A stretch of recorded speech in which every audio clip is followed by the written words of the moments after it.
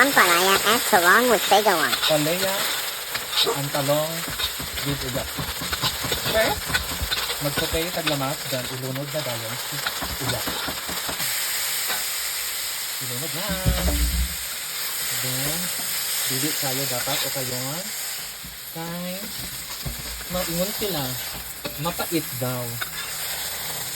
Oo. Then, add seasoning. Dili na batang ng salt kay tungod kinaman mo uyak. Kasi hinuon yung di mong sudan ni mong dagat. Naluto na ang talong o ang palaya. Itlog guys. 1 2 3 4 5.